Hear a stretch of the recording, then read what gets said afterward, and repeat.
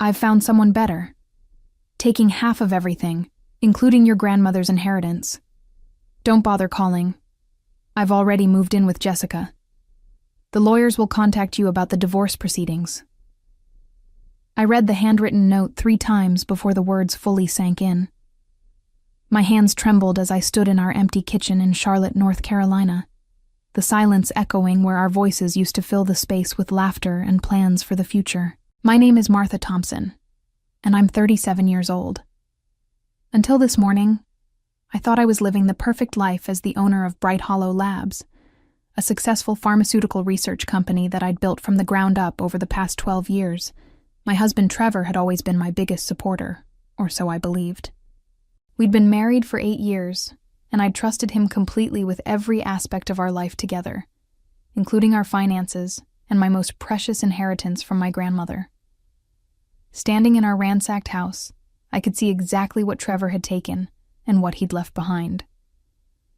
Our joint bank accounts were emptied, the safe in his office stood wide open, and even my grandmother's antique jewelry box was gone from our bedroom dresser. He'd been methodical, calculating, and ruthless in his theft. The man who used to bring me coffee in bed every Sunday morning had transformed into someone I didn't recognize, someone who could steal from me and walk away without a second thought. But as I walked through each room, cataloging the missing items and the shattered remnants of our marriage, something strange happened. Instead of breaking down into tears or collapsing with despair, I felt a cold smile spreading across my face. Trevor thought he knew everything about my finances, about my grandmother's inheritance, about the empire I'd built. He'd spent months, maybe even years, planning this betrayal, positioning himself as the devoted husband while secretly preparing to take half of everything I'd worked so hard to achieve. What Trevor didn't know was that my grandmother had been far more clever than anyone in our family had ever realized. What he didn't know was that I'd been just as careful and strategic as he had been, but for entirely different reasons. What he didn't know was that the inheritance he thought he was entitled to was nothing compared to what was really waiting for me. I walked to my home office, stepping over scattered papers that Trevor had clearly rifled through in his haste. In the corner stood my personal safe, untouched, undisturbed, exactly as I'd left it. Trevor had never known the combination, and I'd never felt the need to share it with him. Now I understood why my instincts had always told me to keep some things private. As I turned the dial and heard the familiar click of the lock opening, I knew that Trevor's celebration was about to be very short-lived. The story of my grandmother Eleanor began long before I was born, but her influence shaped every decision I'd made in my adult life. She was a woman ahead of her time, a brilliant chemist who'd started her own laboratory in the 1960s, when most people believed women belonged in kitchens, not research facilities. By the time I was old enough to understand her work, she'd already built Velmark Automation into one of the most respected pharmaceutical companies in the Southeast, though she'd always kept the details of her business ventures private from the rest of our family. My parents had never understood grandmother's relationship with money or her fierce independence. They'd grown up expecting traditional gender roles and couldn't comprehend why she refused to slow down or retire, even in her 80s. When she passed away 3 years ago, the family gathered for the reading of her will with mixed emotions, grief for losing our matriarch, but also curiosity about what she'd left behind. The lawyer read a straightforward document that divided her modest estate among her children and grandchildren, with the largest portion coming to me: her house, some jewelry, and what appeared to be about $200,000 in various accounts. Trevor had been thrilled about the inheritance, immediately suggesting we use the money to expand Bright Hollow Labs or invest in real estate. He'd always been interested in my grandmother's legacy, asking detailed questions about her business and her financial decisions. At the time, I'd thought his curiosity was sweet, a sign that he wanted to understand and honor my family's history. Now I realized he'd been calculating, measuring, and planning even then. What my family didn't know, what Trevor had never suspected, was that my grandmother had taken me aside 6 months before her death for a private conversation that changed everything. We'd been sitting in her garden, watching the sunset paint the sky orange and pink, when she'd handed me a sealed envelope and told me not to open it until after her funeral. "Martha," she'd said, her eyes twinkling with the same mischief I remembered from my childhood. "There are two kinds of people in this world, those who earn what they have and those who try to take what others have earned. I've spent my whole life watching people carefully, and I can see which kind you are." I'd kept that envelope in my personal safe for 3 years, never feeling the right moment to open it. My grandmother had specifically instructed me to wait until I truly needed what was inside, and somehow I'd always known that moment would come. Trevor's betrayal had hurt me deeply, but it had also awakened something fierce and determined within me. As I pulled the envelope from my safe, I could almost hear my grandmother's voice encouraging me to be strong, to be smart, and to never let anyone take advantage of my hard work and generous heart. The envelope felt heavier than it should have, as I broke the wax seal that my grandmother had pressed with her personal signet ring. Inside, I found 3 documents that made my breath catch in my throat. A second will, a letter addressed to me personally, and what appeared to be stock certificates for Velmark Automation. The handwriting was unmistakably my grandmother's, elegant and precise even in her final months. "My dearest Martha," the letter began, "if you're reading this, then circumstances have forced you to need the truth about our family's real inheritance. I've watched you build your company with the same determination and integrity that guided my own career, and I've also watched your husband with growing concern. Trevor has always struck me as the kind of man who measures love in dollar signs, and I fear that someday his greed might overcome his affection for you." My hands shook as I continued reading. My grandmother explained that the will read at her funeral had been a decoy, a test to see how people would react to what they believed was her entire estate. The real will, witnessed and legally binding, told a completely different story. Velmark Automation hadn't been sold when she retired, as the family had always assumed. Instead, she'd maintained controlling interest in the company through a complex web of holding companies and trust funds, and the business had continued to grow exponentially over the past 3 years. The stock certificates in my hands represented ownership of 65% of Velmark Automation, now valued at over $15 million. But that wasn't all. My grandmother had also established a trust fund that had been quietly accumulating interest for my benefit, currently worth another $8 million. The letter explained that she'd wanted to ensure I had the financial independence to make my own choices in life, free from anyone who might try to control or manipulate me through money. "I've seen too many women trapped in unhappy marriages because they believed they couldn't afford to leave," my grandmother had written. "I've also seen too many people reveal their true character when they think money is involved. If you're reading this letter, I suspect both of those situations have become relevant to your life. Remember, my dear granddaughter, that the best revenge against someone who underestimates you is to exceed every expectation they ever had." As I set the letter down and examined the legal documents more carefully, I realized the brilliant strategy my grandmother had employed. The decoy will had served multiple purposes. It had kept greedy relatives from fighting over her estate, it had prevented anyone from targeting me for my inheritance, and it had created the perfect test to reveal people's true motivations. Trevor had spent our entire marriage believing I was moderately successful but not wealthy, and his decision to leave me for my grandmother's modest inheritance proved exactly what kind of person he really was. I reached for my phone to call my lawyer, knowing that Trevor's attempt to steal half of everything was about to backfire spectacularly. He'd been so focused on grabbing what he thought belonged to me that he'd never considered the possibility that I might have resources he'd never imagined. The phone rang twice before my lawyer, Patricia Williams, answered, her voice immediately shifting from casual to professional when she heard the tension in my tone. "Martha, what's wrong? You sound shaken." "Trevor left me," I said, surprised by how steady my voice sounded. "He cleaned out our accounts and moved in with his secretary. But Patricia, that's not why I'm calling. I need you to come to my house immediately. I've discovered some documents about my grandmother's estate that change everything."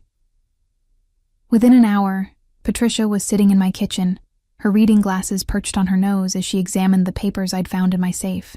I watched her eyebrows raise higher with each page she turned, her professional composure cracking slightly as she realized the magnitude of what we were dealing with. "Martha, do you understand what this means?" she asked, setting the documents down carefully. "Your grandmother essentially created a financial fortress around you. These stock holdings alone make you one of the wealthiest women in North Carolina, and the trust fund provides enough passive income for you to live comfortably for the rest of your life without ever working again." I nodded, though the reality still felt surreal. "What I want to know is this. Can Trevor claim any of it in the divorce?" Patricia smiled grimly as she flipped through the legal documents again. "Not a penny. The trust was established before your marriage, the inheritance came from your grandmother's estate, and most importantly, Trevor never knew these assets existed. North Carolina is an equitable distribution state, which means marital property gets divided fairly. But this inheritance was never marital property to begin with. Your grandmother's lawyers were extremely thorough in protecting these assets." "There's something else," I said, pulling out my phone to show Patricia the bank statements I'd been reviewing. "Trevor thinks he emptied our accounts, but he only had access to our joint checking and savings.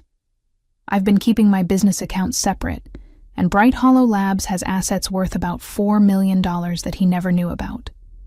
He was so focused on the inheritance he thought he deserved that he completely miscalculated how much he was actually taking." Patricia's expression shifted from professional concern to something approaching glee. "So let me understand this correctly. Trevor believes he's walked away with half of your wealth, but in reality, he's taken maybe 5% of your actual net worth?" "Exactly," I confirmed. "And there's more. I've been tracking some irregularities in his recent behavior, and I think I know why he was so confident about leaving me for Jessica." I explained how Trevor had been working as a financial advisor at Thornmere Logistics, a mid-sized investment firm downtown. Over the past 6 months, I'd noticed him taking more business trips, working longer hours, and being increasingly secretive about his clients. At the time, I'd attributed his behavior to career ambition, but now I suspected something more calculated. "I think Trevor has been planning this departure for months, maybe longer," I continued. "He's been positioning himself with Jessica, who works as his secretary, but I suspect she's also been helping him understand our finances and plan his exit strategy. What they didn't count on was that I've been just as observant as they've been secretive." Patricia leaned back in her chair, a strategic glint in her eyes. "What do you want to do about this, Martha? We could simply file for divorce, protect your assets, and let Trevor discover his mistake naturally. Or," she paused, clearly considering other options.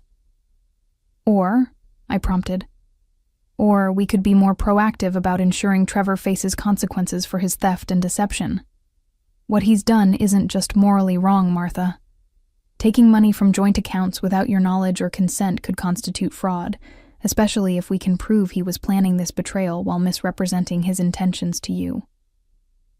I felt that cold smile returning to my face as I considered the possibilities.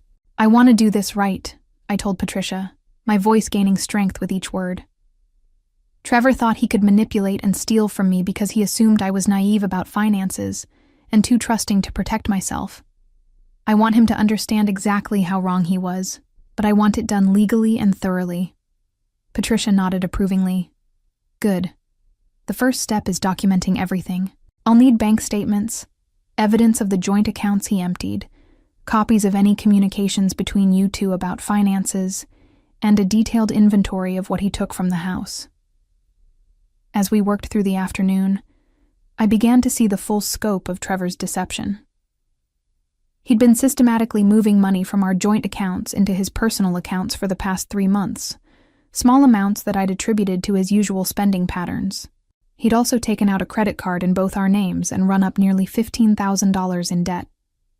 Debt that would normally become my responsibility in a divorce. "The pattern suggests premeditation," Patricia observed as we reviewed the financial records. "This wasn't a spontaneous decision to leave you for another woman. This was a calculated plan to steal as much money as possible before disappearing." "What about Jessica?" I asked. "How much trouble is she in for helping him?" That depends on how involved she was in the actual theft, Patricia replied. If she was just the other woman, that's morally questionable but not illegal.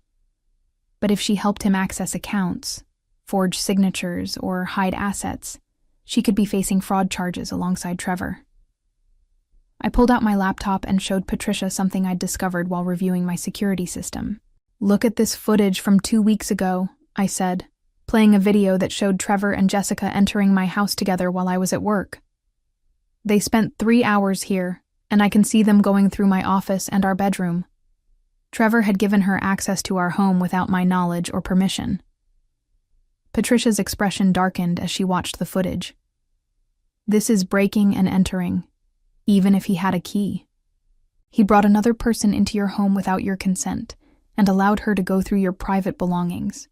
Combined with the financial theft, this paints a picture of someone who's been systematically violating your trust and your rights. I want to file criminal charges," I said firmly. "Not just for the money, but for everything. The breaking and entering, the fraud, the theft. I want Trevor to understand that actions have consequences." "Are you prepared for this to get messy?" Patricia asked. "Trevor will probably try to claim that everything he took was rightfully his as your husband. He might try to argue that you were hiding assets from him, especially once he realizes how much money you actually have. His lawyer will likely advise him to paint you as a deceptive wife who was secretly wealthy, while allowing him to believe you were struggling." I laughed, a sound that surprised us both with its bitterness. "Let him try. I have 8 years of marriage where I supported his career, encouraged his ambitions, and shared everything I thought I had with him. I have proof that I never hid my business income or my known inheritance from him. And most importantly, I have proof that the assets he's trying to claim didn't even exist in my life until after he'd already started planning his betrayal. Then let's make sure he faces the full legal consequences of his choices," Patricia said, gathering the documents. "I'll file the criminal complaint tomorrow morning, and we'll also start the divorce proceedings immediately. Given the circumstances, I think we can make a strong case for you to retain all marital assets as compensation for his theft." As Patricia left that evening, I felt something I hadn't experienced in years: complete confidence in my own strength and judgment. The next morning brought an unexpected phone call that changed everything. I was reviewing quarterly reports for Bright Hollow Labs when my assistant Jennifer knocked on my office door, her expression uncertain. "Mr. Williams from Thornmere Logistics is on line 1, she said. "He says it's urgent and concerns your husband." I picked up the phone with growing curiosity. Robert Williams was the senior partner at Trevor's firm, and I'd met him several times at company events. His voice was strained when he spoke. "Martha, I'm calling because we have a serious situation involving Trevor, and I believe you need to know about it immediately," he began. "This morning, we discovered that Trevor has been embezzling money from client accounts. The amount we've identified so far is approximately $200,000, but we're still investigating." My blood ran cold as the implications hit me. "When did this start?" I asked. "Based on our preliminary investigation, the thefts began about 4 months ago," Robert continued. "We only discovered it because one of our major clients called yesterday asking about discrepancies in their account statements. When we started digging deeper, we found a pattern of unauthorized transfers and falsified documents. 4 months ago was exactly when Trevor had started acting more secretively and taking on additional clients. "Robert, I need to tell you something," I said, and explained about Trevor leaving me and cleaning out our accounts. "Dear God," Robert breathed. "Martha, this means Trevor has been stealing from both his clients and his wife to fund whatever scheme he's been planning. We've already contacted the police and the State Financial Regulatory Board. I'm afraid Trevor is going to be facing very serious criminal charges." After hanging up, I immediately called Patricia to share this development. The news added a completely new dimension to our legal strategy. "This is actually better for your case," Patricia explained. "If Trevor has been embezzling from clients, it proves he's been systematically dishonest about money for months. It also means that any assets he claims from your marriage might actually be stolen funds, which gives us grounds to argue that he has no right to any marital property." That afternoon, I received a call that I'd been expecting but dreading. Trevor's voice was panicked and desperate when I answered. "Martha, you have to help me," he said, without any greeting. "There's been a huge misunderstanding at work, and they're trying to blame me for some accounting errors. I need you to loan me money for a lawyer." "A loan?" I repeated, incredulous. "Trevor, you stole every penny from our joint accounts and left me a note saying you'd found someone better. Now you want me to loan you money?" "It's not what you think," he said frantically. "Jessica and it's complicated. I made some mistakes, but I never meant for any of this to happen. If you could just help me get through this legal situation, I promise I'll make everything right between us." I let silence stretch between us for a long moment before responding. "Trevor, I'm going to say this once, and I want you to listen carefully. I've filed for divorce. I've reported the theft of our joint accounts to the police. And I've hired one of the best lawyers in Charlotte to make sure you never get access to another penny of my money. You made your choice when you decided to steal from me and move in with your secretary. Now you get to live with the consequences." "You don't understand," he pleaded. "I was trying to build a future for us. Everything I did was because I thought you deserved better, and I was working to make that happen." "By embezzling money from your clients?" I asked coldly. "By bringing another woman into our home? By emptying our accounts and leaving me a note?" "Trevor, the only thing I don't understand is how I could have been married to someone for 8 years without realizing what kind of person you really are." I hung up the phone and immediately called Patricia to report the conversation. The courthouse in Charlotte was buzzing with activity when I arrived for Trevor's arraignment 3 weeks later. Patricia had arranged for me to be present as a victim in the embezzlement case, and I wanted to see Trevor face the consequences of his choices firsthand. As I walked through the marble halls, I felt a sense of closure settling over me like a warm blanket.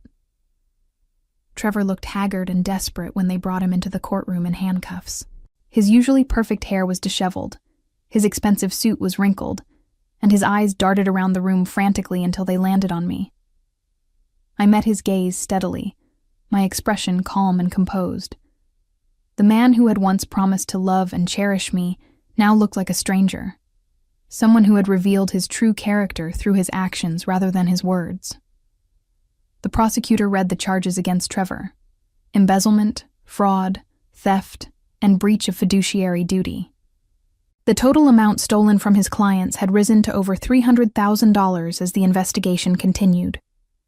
When the judge asked for his plea, Trevor's court-appointed lawyer entered a plea of not guilty, though his voice lacked conviction. During the brief hearing, I learned that Jessica had also been arrested as an accomplice. According to the prosecutor, she had helped Trevor access client files and had used her position as his secretary to forge documents and manipulate account records. The two people who had thought they were so clever in their deception were now facing years in prison for their crimes. As the judge set a trial date and denied Trevor's request for bail, I felt the final pieces of my old life falling away. The man I had trusted with my heart and my future was being led away in handcuffs, and I felt nothing but relief. He had chosen this path when he decided that greed was more important than love, and now he would have plenty of time to reflect on that choice from behind bars. Walking out of the courthouse, I called Patricia to share the news from the hearing. "How are you feeling?" she asked, her voice gentle with concern. "Free," I said without hesitation. "For the first time in months, I feel completely free." The divorce proceedings had moved quickly once Trevor's criminal charges became public. With his theft documented and his embezzlement proven, Patricia had successfully argued that I should retain all marital assets as restitution for his crimes. Trevor's lawyer had tried to claim that I had hidden my inheritance, but the legal documentation proved that my grandmother's trust and stock holdings had been established long before my marriage and remained legally separate from any marital property. Bright Hollow Labs had thrived during the chaos of my personal life, almost as if the company was feeding off my newfound determination and clarity. I'd thrown myself into developing new research projects, expanding our client base, and building the kind of pharmaceutical empire that my grandmother would have been proud of. The combination of my business success and my inheritance had given me the financial freedom to pursue any dream I could imagine. I'd also discovered something unexpected during this ordeal. I was much stronger than I'd ever believed. The woman who had once worried about disappointing her husband or making him feel threatened by her success had evolved into someone who knew her own worth and refused to accept anything less than she deserved. As I drove home that evening, I thought about my grandmother's letter and her advice about the best revenge being to exceed every expectation. Trevor had expected me to be broken by his betrayal, to struggle financially without his support, and to come crawling back to him when his legal troubles began. Instead, I'd emerged from his deception wealthier, stronger, and more successful than ever before. My grandmother had been right. Sometimes the people who underestimate you provide the greatest motivation to prove them wrong. Trevor's embezzlement conviction resulted in a 7-year prison sentence, while Jessica received 3 years for her role as an accomplice. The scandal destroyed both of their reputations permanently, and the stolen client funds meant that neither would ever work in financial services again. Trevor lost everything: his career, his freedom, his relationship with Jessica, and any claim to the life he'd tried to steal from me. Jessica discovered that loving a criminal came with its own consequences when her family disowned her and her friends abandoned her during the trial. Standing in my expanded laboratory 6 months later, watching my team of researchers work on breakthrough treatments that could help millions of people, I realized that my grandmother's greatest gift hadn't been the money or the stocks. It had been teaching me to recognize my own strength and never settle for less than I deserved. Sometimes the best revenge isn't what you take away from someone. It's what you build for yourself after they're gone.